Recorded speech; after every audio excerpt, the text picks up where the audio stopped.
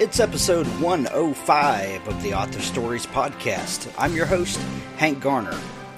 Thanks for tuning in each week, and if you don't mind, go to hankgarner.com and click on the link to subscribe to the show, and over at iTunes, leave a review.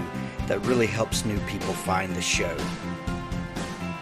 Before we get into our great interview this week, I'd like to tell you about one of our sponsors, and that's the Association of Independent Publishing Professionals. The AIPP is an organization that helps band together freelancers and people that help support the indie author community.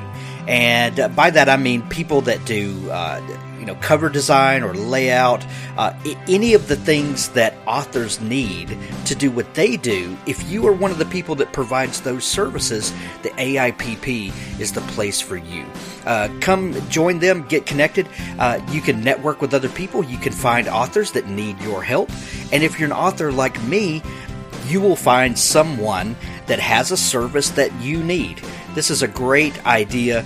This is a great place for people to band together and to get their services out there to people who can actually use them. So go to AIPPonline.org and get connected with the people that can help you make better art. Hey writers, if you are anything like me, I know that one of the most frustrating parts about writing and publishing is maintaining all of your marketing. You know, that's where Third Scribe comes in, because at Third Scribe, they believe that authors shouldn't have to be webmasters. Not only webmasters, you shouldn't have to be a marketing guru, a graphic designer, or anything else except a writer. So that's why Rob McClellan and the good guys over at Third Scribe built this awesome platform. And it's a platform that pretty much handles everything for you. So here's how it works. Third Scribe is the premier social marketing tool for successful authors and cutting-edge publishers. As an author, your job is to create worlds, not get bogged down playing webmaster. And Third Scribe ensures every post happens in the most appealing way possible to attract readers, fans, and everyone else that's curious for maximum effect. If you want to create something but don't know how, then you should let Third Scribe's concierge support service meet your needs. Not everyone is born a techie, and we understand that. In fact, Third Scribe wants to be your personal IT staff, so you can spend your time writing, not dinking with your website. Third Scribe will support you so that you can do what you do best, and what you do best is write books and share them with the world. So Third Scribe will handle all that for you in an easy, tailored, and effective manner to ensure maximum sales. So go to thirdscribe.com today, sign up, and let them handle all of your website needs for you, where you can concentrate on being a writer. Thirdscribe.com. Go visit them today.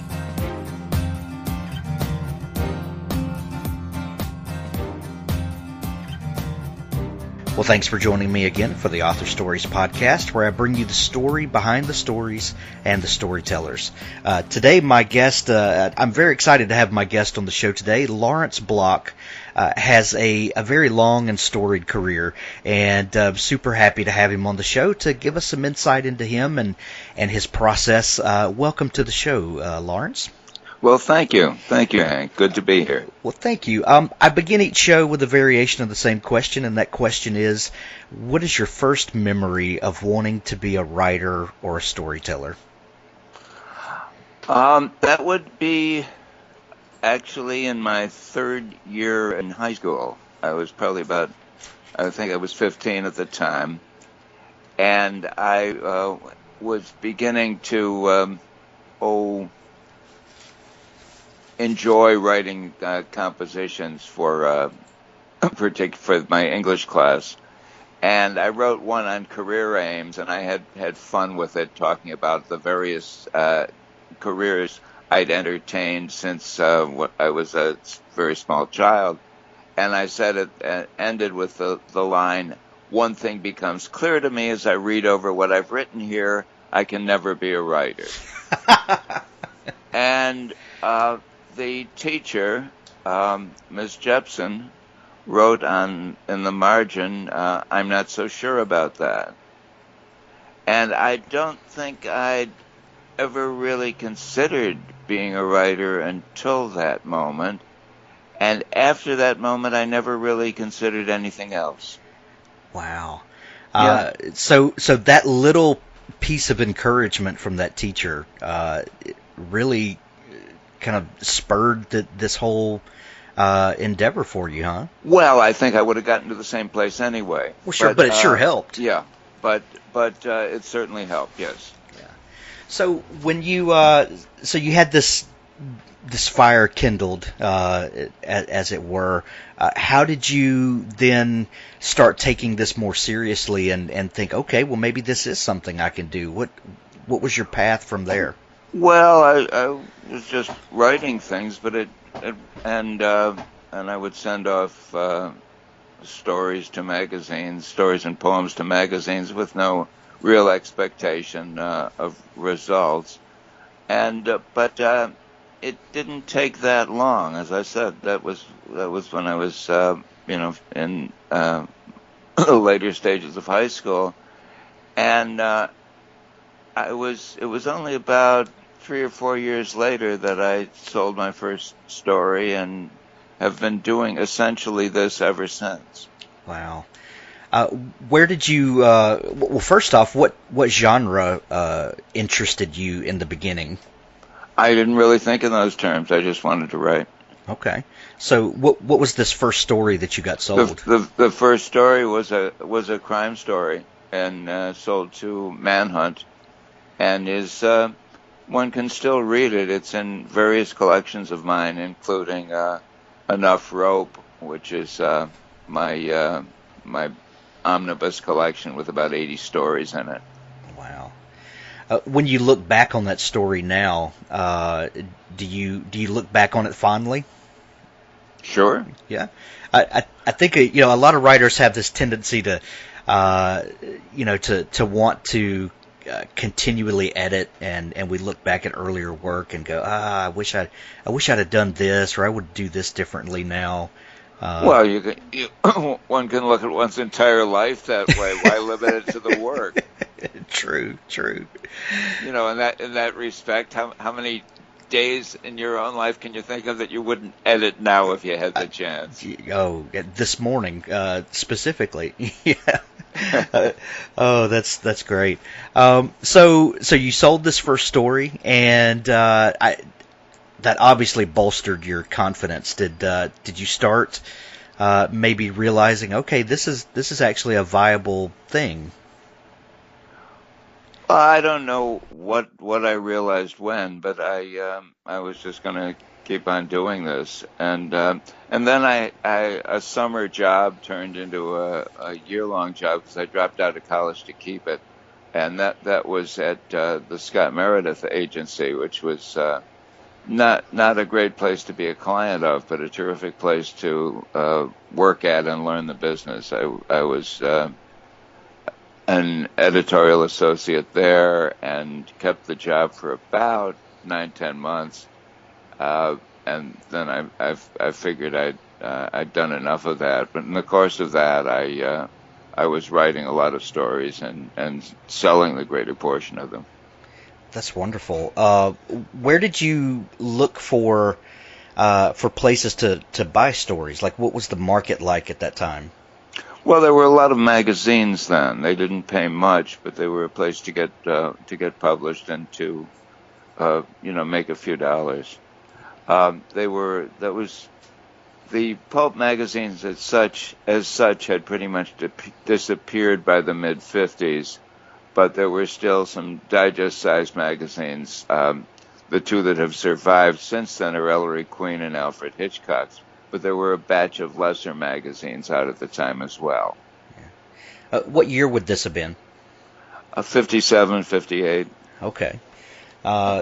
So as you're starting to get some work published, like you said, they probably didn't pay a whole lot, but you got that coveted writing credit. How did that help to build your credibility with getting other stories published? Does that help at all? Oh, it Didn't particularly, no. Yeah. An editor would read a story and buy it if he liked the story. He didn't care where else you'd appeared.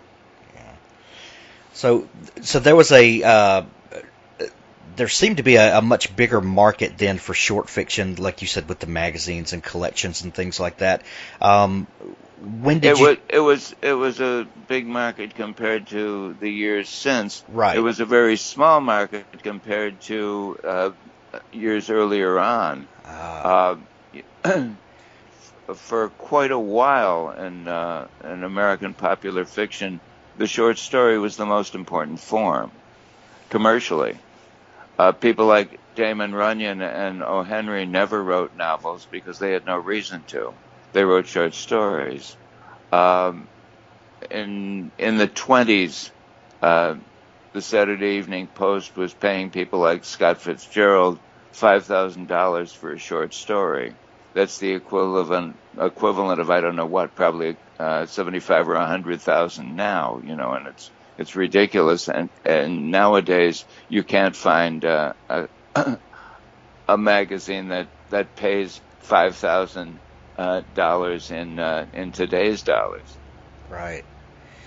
Wow. So you got in a bit of a transition period, where they're all transition periods, but you could say so. Yeah. So the dominant market was short stories, and then eventually moved to novels, and you got in that. No, when I came in, the dominant thing was certainly novels, mostly paperback originals. Gotcha. When did you try your hand at writing long form fiction? Oh, probably about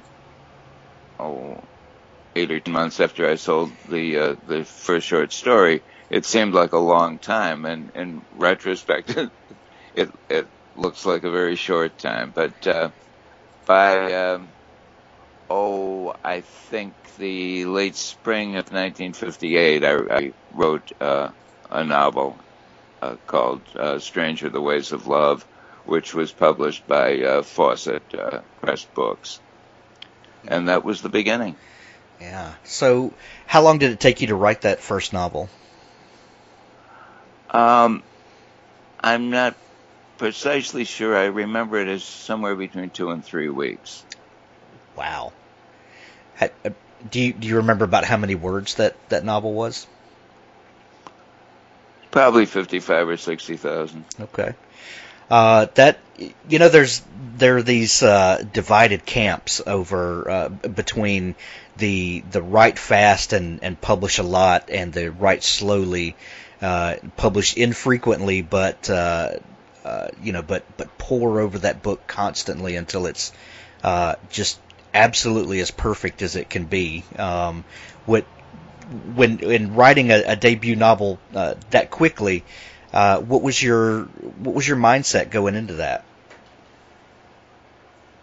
I don't quite understand the question. I know that there are writers who write slowly and writers who write quickly, yeah. And one is generally one or the other, and it's very difficult to change. Right. In fact, in that context, I remember some years ago, Evan Hunter, when he became good friends with Stanley Ellen, he admired Ellen's work enormously, and Ellen wrote very, very slowly, very slowly.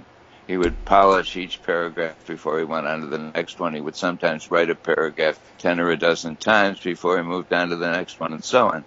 So Evan decided that his own problem was that he wrote too fast, and he was going to try and emulate Stanley. And he called him up one time and said, "I think it's working. I'm down to 8 pages a day."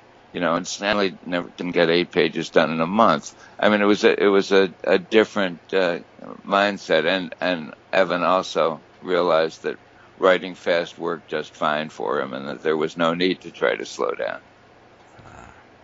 So when you for some people to hear that you wrote a novel in 3 weeks, that would absolutely blow their mind. when you first got the idea for that project, did you know it was a novel? Did you think maybe it's a short story? But then as you started writing it, it evolved. What was the? Do you remember the creative process that went into that? Sure. I woke up one morning with an idea and sat down and wrote about a 3-page outline of the chapter by chapter outline of a book. I then set it aside until about a month later when I had left the job and had time to work on it, and that was when I sat down and wrote it. Nice. Do you normally outline? No. No. Is that so? So you would be a pantser, as they say, someone who doesn't normally plot out a book ahead of time? Yeah, you could say that. Yeah. Do you ever dabble in outlining? I know you did in the first book. Is that something that you go back to from time to time, or are you strictly a sit down and let it flow writer? Well, I think about things, but I don't. It's been years since I've actually outlined anything. Wow. So you wrote that first novel. What was the process like for getting that published? I sent it to my agent. He sent it to Crest Books, which was the premier market for that type of novel at the time, and they bought it. Wow, that's amazing. Did you follow that book up with another one pretty quickly? Well, I wrote another book fairly rapidly, but it was something different.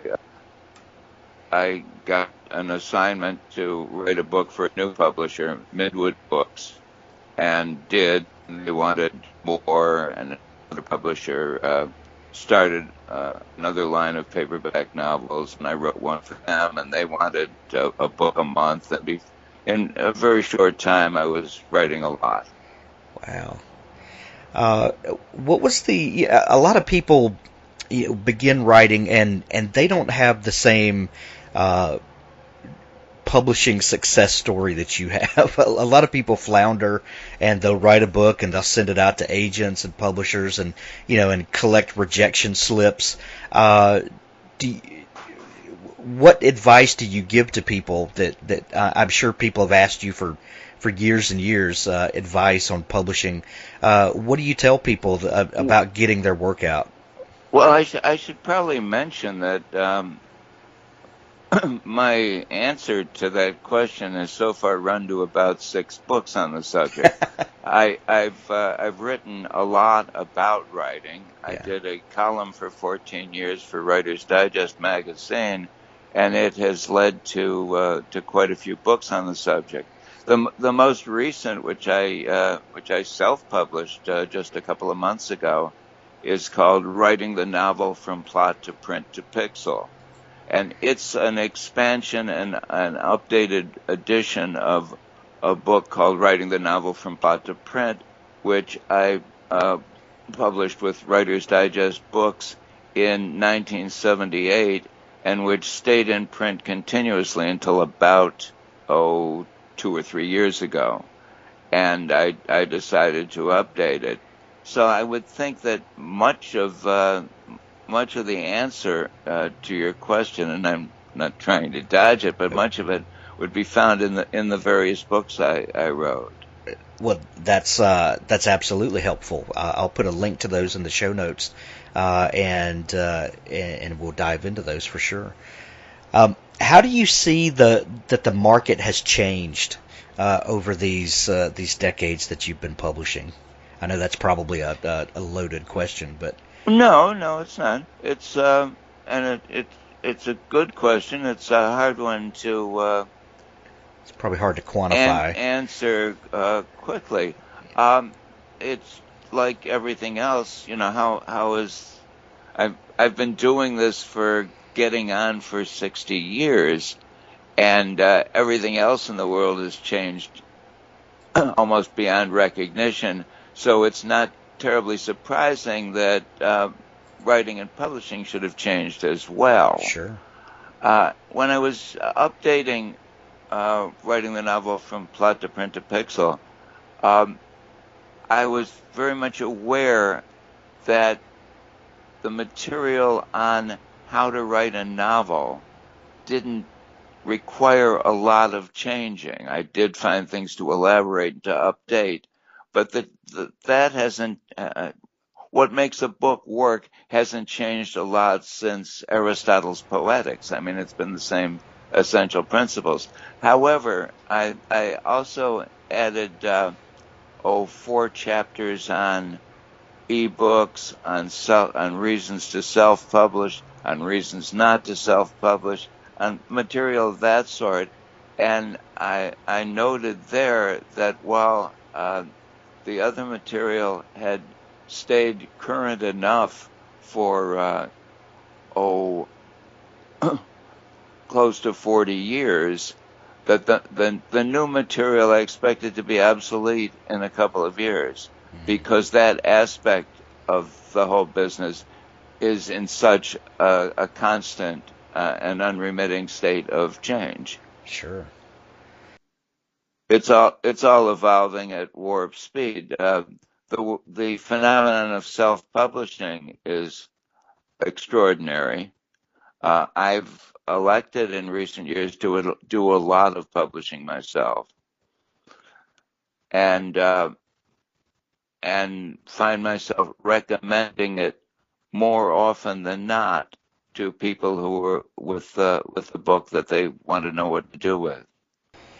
Do do you see any with over the last several years, there's been a lot of turmoil in publishing, and it's been very well documented.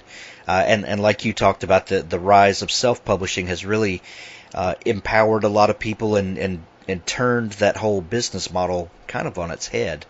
Do you see situations where you would not recommend self-publishing to people? Well, in my own case, for example, it's a choice that I keep making or not making. I have a book that'll be coming out in December, I believe, called In Sunlight or in Shadow, and it's an anthology which I conceived of and recruited writers for and edited. And what it is 17 writers who've written 17 stories, each based on a different or inspired by a different painting by Edward Hopper. And the book will bear illustrations of all of the paintings, and it'll be coming out, as I said, in December from Pegasus Books. Now, I knew right away when I got the idea for this that this would not be a candidate in my mind for self-publishing. That for one thing, one wanted sales in stores and sales in museum shops. For another thing, one wanted the kind of production that a good commercial publisher could give the book. Right. So this was not something I was going to self-publish. Other something I'll have coming out in a matter of days, really, is the next installment in a series I've done about a character named Keller, a hitman. And this particular work is a novella about 24,000 words long. It's called Keller's Fedora. And I knew exactly how I wanted to publish this, and that was as a Kindle single, exclusive to Kindle and available as an ebook for a price of $2.99. That will, in the fullness of time, then be brought out in a print edition in both hardcover trade and limited form by Subterranean Press. So one winds up straddling a lot of different options as far as self-publishing and commercial publishing are concerned, as far as ebooks and printed books are concerned. Yeah. I've had a lot of guests on the show that are traditionally published, probably an equal amount that are self-published, and a good portion of those are what I like to call hybrid authors who depending on the project, will either send that to a traditional publisher or self-publish, and that's probably what I find the most fascinating now is that authors and it's because self-publishing has opened the doors, so to speak. But authors have the options now to decide from project to project which one is best for that particular project. So I like to hear that when you say that some things need this and some things need that, and the fact that we're able to even have that conversation is amazing. Yes, yes, the world has changed. Absolutely. You did mention, one real reason that you wanted to have this with a traditional publisher is so that it could be in bookstores and museum shops and things like that. Do you see that changing at all? We have some people that are self-publishing that are really doing some phenomenal sales numbers. And without the benefit of getting a hardback onto a shelf in a Barnes and Noble or one of the big stores. Do you see that changing at all, where people that are self-publishing may have inroads to get to the bookstores? I don't know that that'll ever be easy. I can't. I really don't know what the future holds. I don't think it works now. I think the self-publishers who are racking up astonishing numbers are mostly doing that with ebook sales. I don't know Right. how huge their print sales are, and the print sales they get, I'm sure, are almost entirely from online booksellers. Yeah. I mean, I publish the books that I self-publish. And it's a long list because I've republished a lot of backlist titles that have been out of print for 50 years. But the books that I self-publish, I generally do in both ebook and paperback form. However, the sales are almost exclusively limited to online booksellers. Some stores are able, if they extend themselves, to order at wholesale prices from CreateSpace or whatever the publisher printer that I use. But it's not easy, and the volume is not significant. Yeah. So that begs the question. All authors want to see their book on a shelf in a bookstore. That's just part of the experience, I guess. But as we've both seen, there are some authors that just it's not needed for them to have success. Do you see that paradigm changing where the bookstores just aren't as important as they once were? Well, that's already happened. They're much less important than they once were. Whether this trend will continue or not, we don't know. Of the chains, some are gone, and Barnes and Noble certainly is, if not on life support, at least not doing terribly well. Whether they will continue, one doesn't know. Independent bookstores seem to be a bit better off than they were a couple of years ago, perhaps because of the collapse of the chains. But whether they will be able to stand up to online competition, we don't know. Oh, we don't really know anything. Yeah. That's the way the future is. And it's kind of sad because I think most writers were first readers and lovers of books. So I think bookstores all hold a very special place in our hearts and are partly responsible for us doing what we do. but seeing that most of a lot of people's success is coming from online sales. It's a sad thing, but it's maybe this is just all part of market correction, and some of the bloat that's been for a while is just kind of correcting itself. I don't know. We'll see. Well, the world is like that in all its respects, and it would be remarkable if our little area of it didn't change just as everything else does. Sure. Let's get back to the craft just a little bit. You talked about Sure. when you're revising your kind of advice for writers' books. You said that the chapters on actually crafting a novel haven't changed that much. What about like audience expectation? When you began writing in the 1950s, has your storytelling evolved in I don't know, maybe the tropes that are used, or the are audiences are their tastes changing, and is that something that you've had to be conscious of as you have gone through your career? I don't pay any attention to that. Not at all. No. Okay. What is your favorite genre to write in?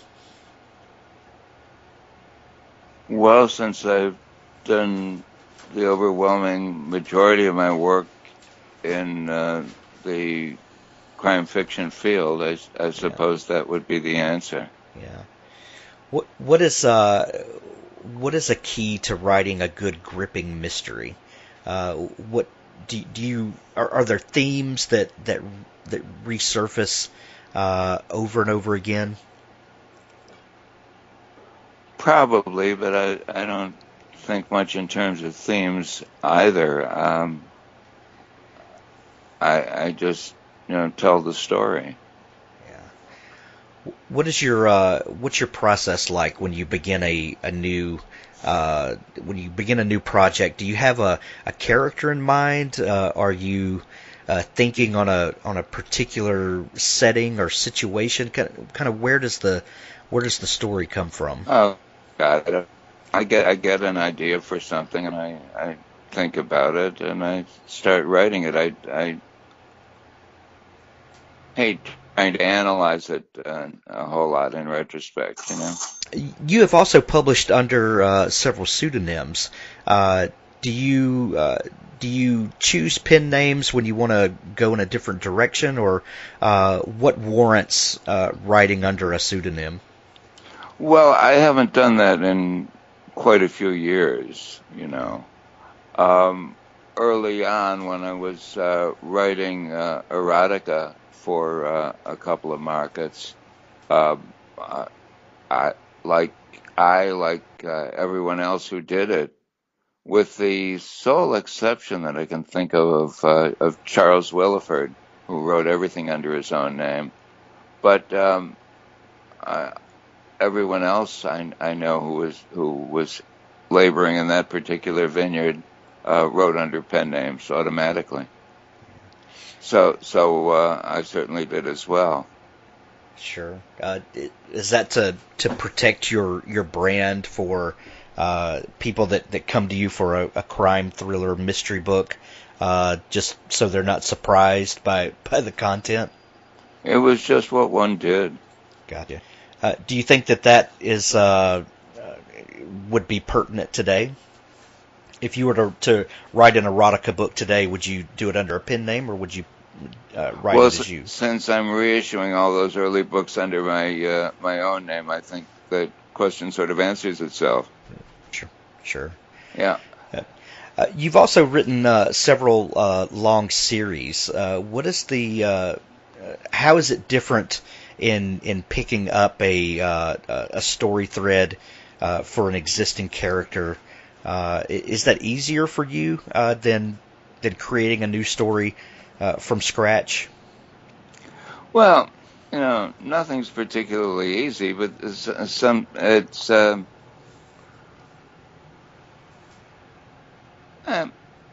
I'm not sure what's easier. One is a return to something familiar with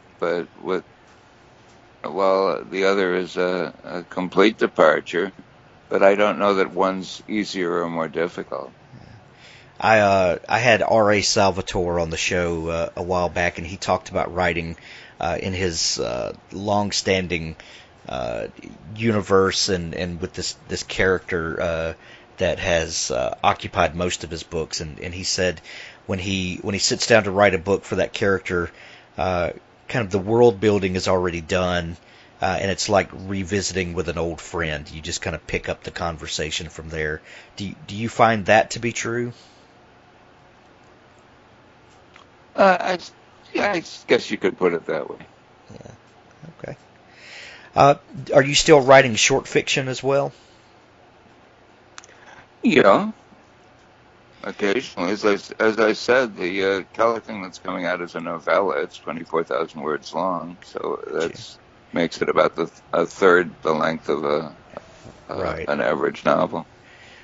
When you begin a story, do you know if this is going to be a short story or if it's going to be a novel, or do the characters just kind of reveal that as you're writing it? Well, sometimes I know, and but not always. For example, this past fall, I had the idea for a short story, and all I really knew was the opening, which was a fellow after an evening that he doesn't remember wakes up with a sense of profound foreboding and just packs a bag and gets on a bus and leaves town and gets off somewhere else to get a job and start in. And at the time, I didn't know exactly where it would go or what would happen or who he was or anything much more about it. And I figured it would probably come in at, 3, 4, 5,000 words.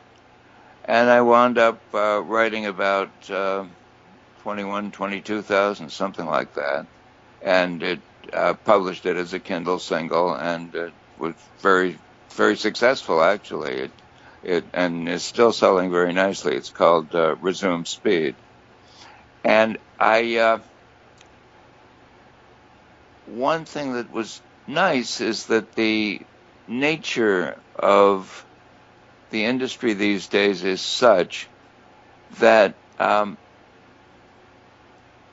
any length is possible.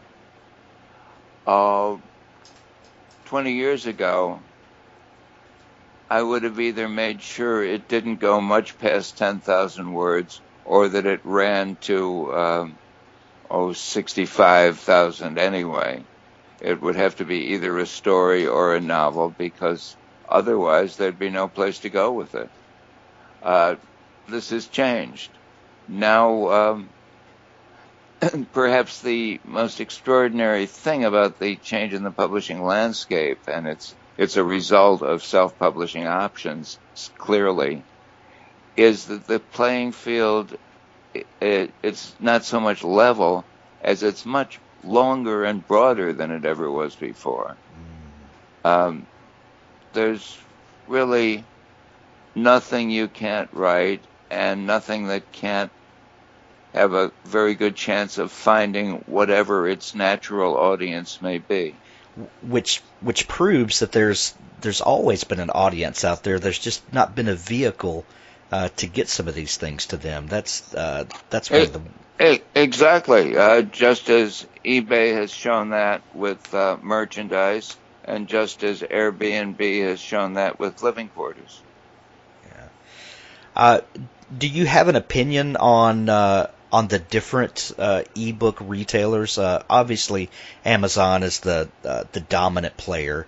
Do you sell with the others, the Barnes and Noble platform or iTunes?